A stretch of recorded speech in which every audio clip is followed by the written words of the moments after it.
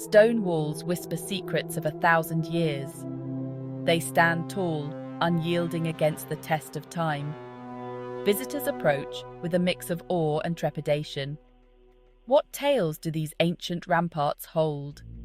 Legends speak of kings and queens, prisoners and executioners. The air seems thick with the echoes of history. Tourists snap photos, unaware of the hidden stories beneath their feet. Every corner, every stone, holds a piece of the past. Guides in distinctive uniforms lead groups through winding passages. Their words paint vivid pictures of bygone eras, but they keep some secrets close. Not everything is revealed to casual observers. This place has seen it all. Coronations and conspiracies, murders and miracles. It stands as a silent witness to the ebb and flow of power. What is this enigmatic structure that has played such a crucial role in history? It all began with a conqueror from across the sea. William of Normandy had grand plans for his new kingdom. The White Tower rose, a stark symbol of Norman power. Tall, imposing, it dominated the skyline of medieval London. It was a palace, a prison, a mint, and an armory.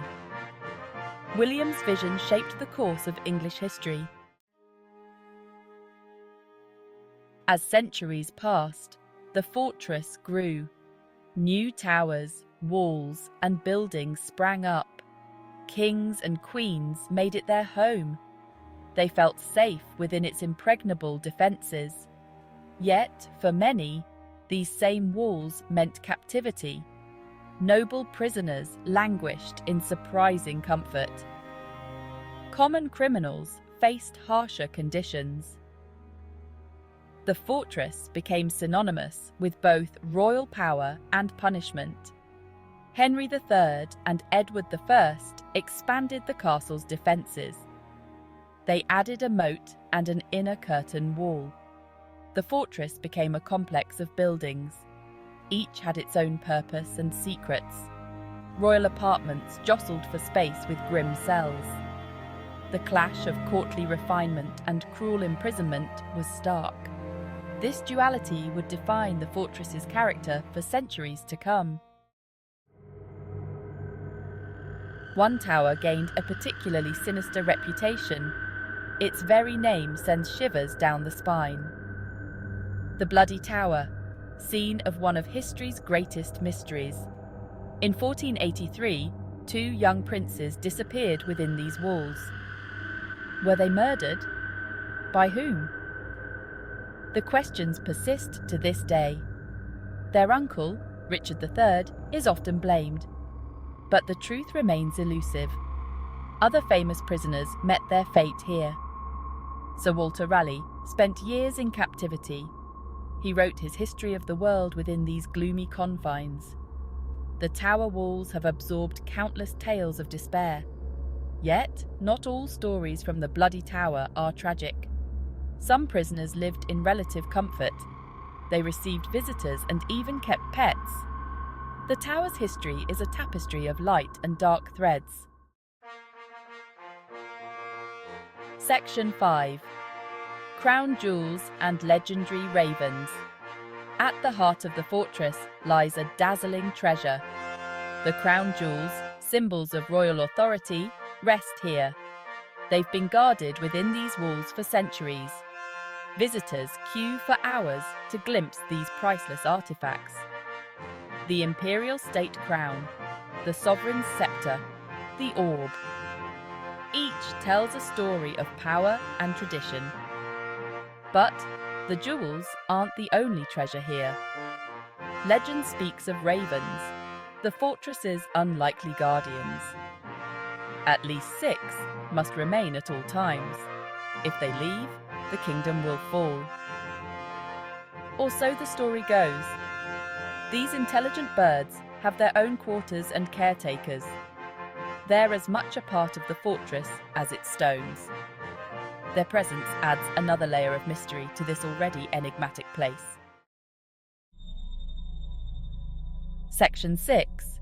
Tales of ghostly apparitions. As night falls, the fortress takes on a different character. Shadows lengthen, and the air grows chill.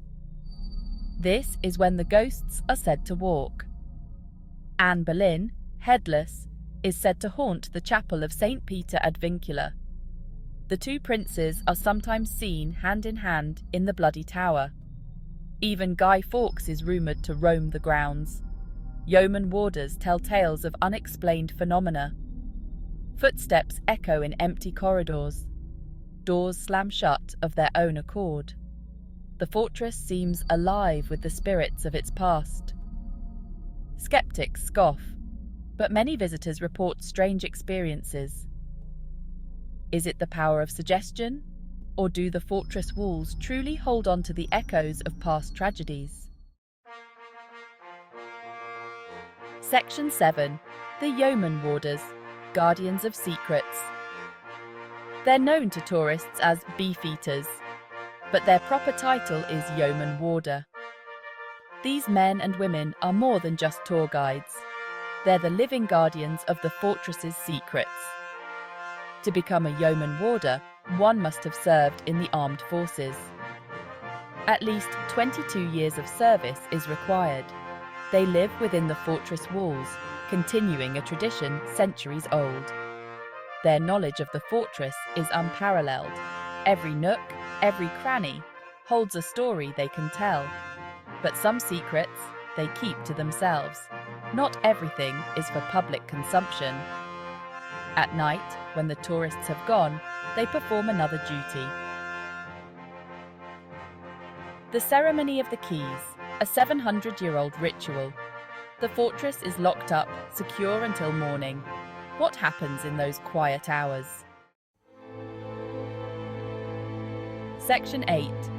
Infamous executions and political intrigue. The fortress has seen its share of blood and tears. The execution ground, now marked by a glass sculpture, tells a grim tale. Here, the axe fell on necks both royal and common. Anne Boleyn, Catherine Howard, Lady Jane Grey. All queens, all met their end here. Their final words are recorded, a poignant testament to human frailty. But it wasn't just royalty who faced the axe. The fortress saw many political executions.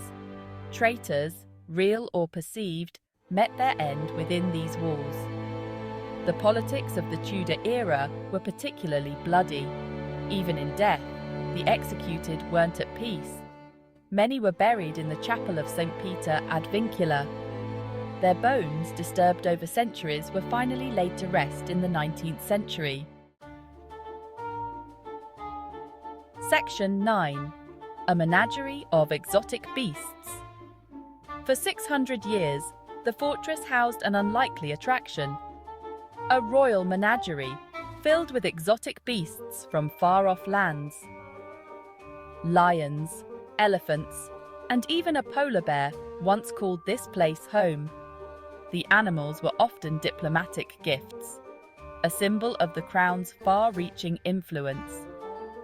But their presence in the fortress was not without incident. Escapes were not uncommon. One famous resident was a baboon. It developed a taste for gin. Its drunken antics became the talk of London. Not all stories from the fortress are grim. The last animals left in 1835. Today, wire sculptures mark where they once lived. It's a reminder of a time when the fortress was more than just a stronghold. It was a place of wonder and spectacle. Section 10. Wartime Secrets and Espionage. During World War II, the fortress took on a new role. It became a place of secrets and spies. The German spy, Joseph Jacobs, was held and executed here. The last execution in the fortress's long history. But there were other, less-known activities. The basement of the White Tower became a communications centre. Secret messages were sent and received. The full extent of these operations remains classified. The fortress also played a role in safeguarding national treasures. The crown jewels were hidden in a secret location. Rumors persist of other valuables concealed within the walls. What else might be hidden? Even today, not all areas of the fortress are open to the public. Some rooms remain off limits. What modern secrets might these ancient walls still keep? Section 11. Modern-day mysteries and unsolved riddles. Despite centuries of study, the fortress still holds mysteries. Archaeologists continue to make discoveries. Each find raises new questions about the past. Recent excavations uncovered previously unknown structures. What were they used for? Who walked these buried corridors? The fortress continues to surprise even seasoned historians. There are also modern mysteries. In 2012, the keys to the fortress were stolen. How did this happen in one of the most secure locations in Britain? The incident was quickly hushed up. Visitors often report strange experiences, unexplained cold spots, the feeling of being watched.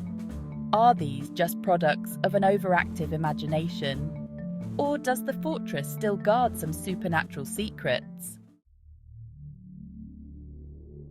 Section 12. The Tower of London. A living monument. A fortress, a palace, a prison, and now a museum. It stands as a living monument to English history.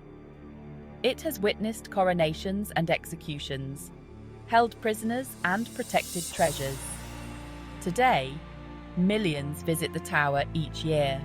It's a keeper of secrets, a guardian of history,